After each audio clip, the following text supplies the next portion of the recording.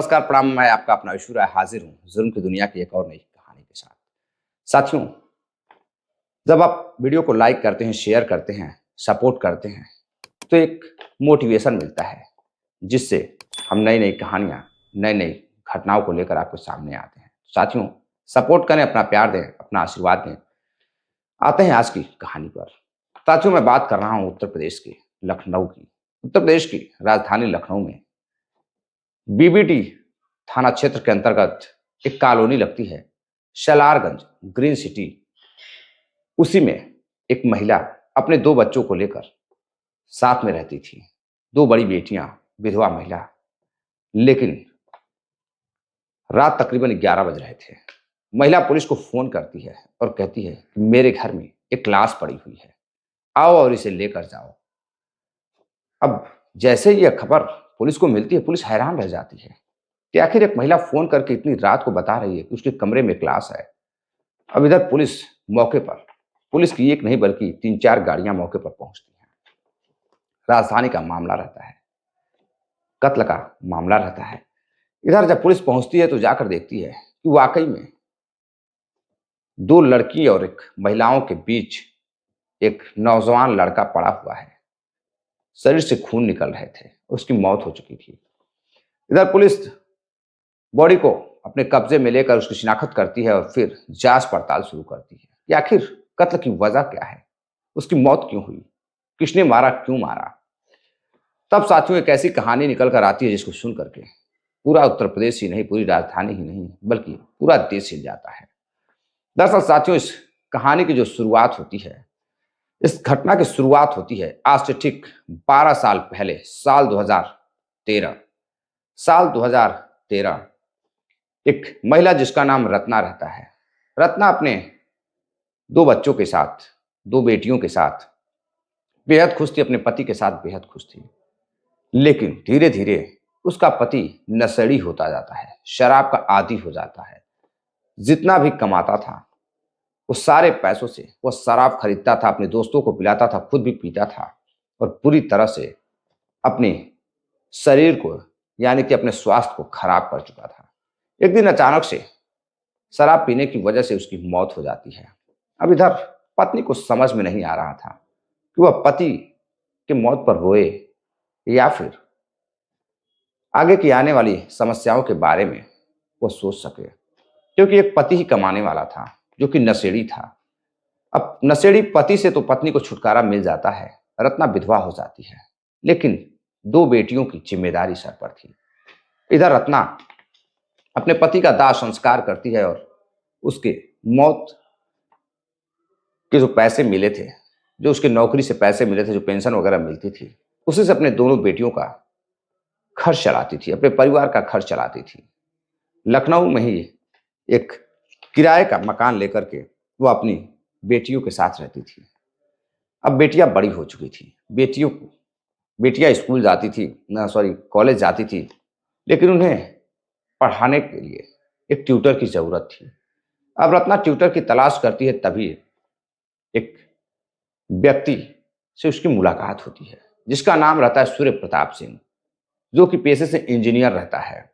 अपने पिता के साथ जानकीपुरम में, जो कि लखनऊ के ही एक क्षेत्र में आता है, वहां अपने पिता के साथ रहता था और एक कंपनी में एग्जीक्यूटिव इंजीनियर का काम कर रहा था, यानी कि एक कंपनी में कार्यरत था, ठीक ठाक पैसे कमाता था।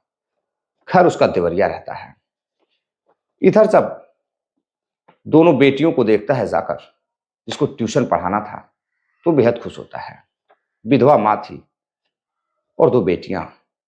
धीरे धीरे साल 2013-14 के आसपास से वह कोचिंग देना शुरू करता है, ट्यूशन पढ़ाना शुरू करता है।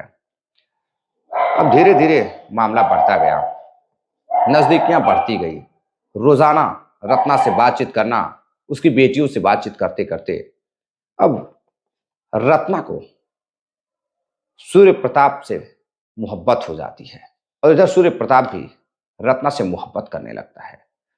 कहाँ 35 साल का सूर्य प्रताप और कहाँ 43 से 44 साल की रत्ना। लेकिन कहते हैं कि मोहब्बत ना उम्र देखती है, ना जगह देखती है, ना शहर देखती है। मोहब्बत तो बस मोहब्बत देखती है। अब इधर दोनों एक दूसरे को बेहद प्यार करने लगते हैं। प्यार का सिलसिला आगे बढ़ता गया। धीरे धीरे दोनों की मोहब्बत को 5 से 7 साल गुजर जाते हैं। साल 2021 आ जाता है। अब इधर सूर्य प्रताप अब परिवार वालों को बिना बताए लिव इन रिलेशन में अब रत्ना के साथ ही रहने लगता है। दोनों बेटियां रत्ना की अब सूर्य प्रताप के साथ रहने लगती हैं। अब घर पर ही ट्यूशन पढ़ाता था और वहीं रहता था। जब मन करता था पिता के कमरे पर चला जाता था। इधर पिता को कोई जानकारी नहीं थी। अब पति पत्नी की तरह सूर्य प्रताप और रत्ना रहने लगते हैं। दोनों के बीच अतरंग पलों का भी योगदान होता है। अब दोनों की गाड़ी धीरे धीरे आगे बढ़ने लगती है। इसी बीच सूर्य प्रताप सिंह एक जमीन खरीदता है। जमीन खरीदने के बाद अब बारी आती है उसे बनवाने की, क्योंकि बनवाएगा कौन। और इधर रत्ना कहती है कि मेरे पति के मौत के कुछ पैसे मिले थे, कुछ पेंशन के भी पैसे हैं, चलो मैं मकान बनवा देती हूँ।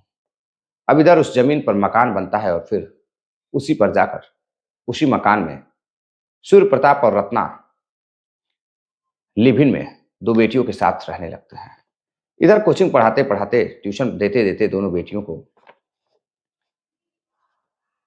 सूर्य प्रताप अब बड़ी बेटी पर बुरी नजर रखने लगता है। कभी उसके हाथों को छूता तो कभी शरीर के किसी और अंगों को छूता।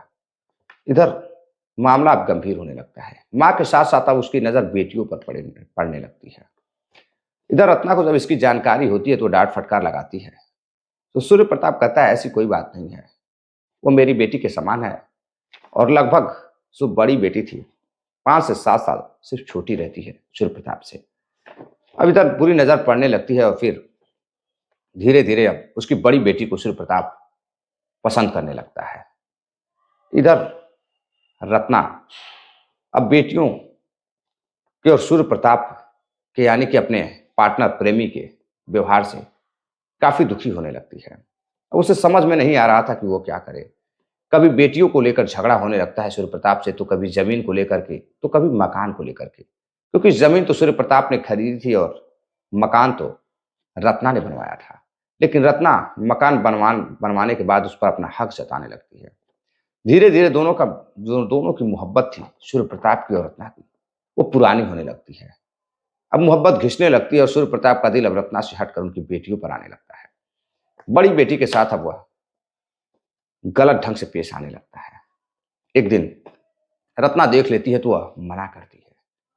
कुछ दिन और गुजरता है। अब साल 2025।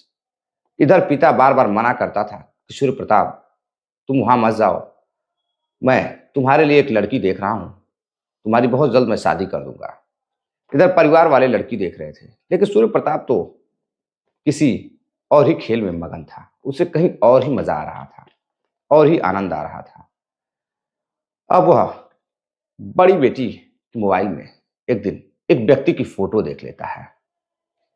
फोटो देखता है तो उसे गुस्सा आ जाता है कि उसके मोबाइल में सूर्य प्रताप की फोटो क्यों नहीं है, किसी गैर लड़के की फोटो क्यों है। यानी कि बड़ी बेटी किसी लड़के से दोस्ती रखती थी, किसी लड़के को पसंद करती थी, या फिर वो दोस्त भी हो सकता है।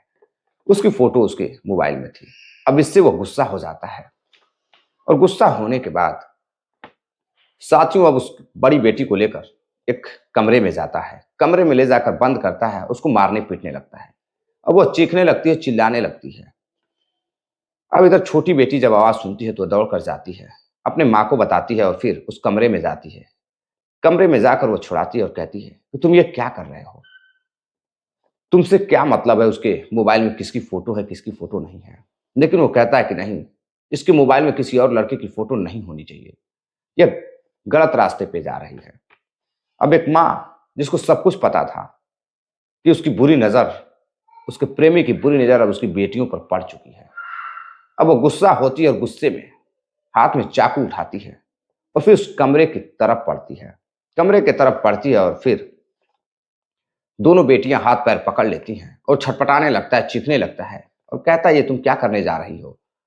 और फिर रत्ना एक के बाद एक गुस्से में गले पर वार कर देती है और वहीं सूर्य प्रताप की तड़प तड़प कर मौत हो जाती है।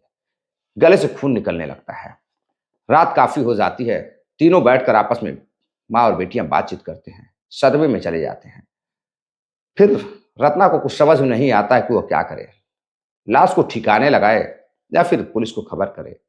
अंत में वह फैसला लेती है और फिर पुलिस को फोन करती है।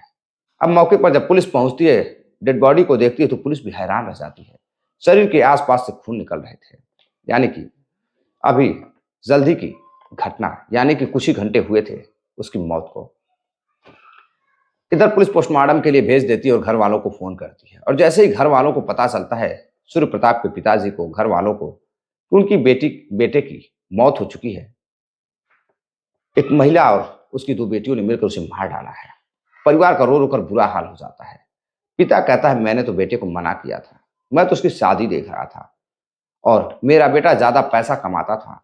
उसी पैसे से वो दोनों बेटियां और रत्ना, यानी कि उसकी प्रेमिका, तीनों राज करते थे। उसके पैसों को लूटते खसोटते थे। बात कुछ और होगी, इसलिए उन्होंने मिलकर मेरे बेटे की हत्या कर दी। एफआईआर दर्ज होता है और इधर तीनों को गिरफ्तार कर लिया जाता है। और रत्ना कहती है कि मेरी बेटियों पर बुरी नजर थी, इसलिए मैं एक मां हूं, बर्दाश्त नहीं कर सकी और फिर अपने प्रेमी को ही बेटियों के साथ मिलकर मौत की घाट उतार दिया। लेकिन साथियों, आपको क्या लगता है कि क्या वाकई में सूर्य प्रताप की उनकी बेटियों पर नजर थी या फिर मामला कुछ और ही है? कमेंट कर जरूर बताइएगा। फिलहाल दोनों बेटियां और मां गिरफ्त में है पुलिस के और कोर्ट में पेशी करने के बाद उन्हें जेल भी भेज दिया गया है। और अभी भी पुलिस जांच पड़ताल कर रही है कि शायद कुछ और मामला निकल कर आए। क्या जमीन का मामला है या फिर प्री प्लानिंग के तहत बेटियों ने मां के साथ मिलकर सूर्य प्रताप की हत्या की और उसके बाद बेटियों के छेड़खानी का मामला उठाया। तो साथियों, आप क्या सोचते हैं? आपकी क्या राय है? कमेंट कर जरूर बताइएगा। मिलते हैं एक और नई कहानी के साथ। तब तक के लिए अपना और अपने परिवार का ख्याल रखिएगा। नमस्कार, जय हिंद।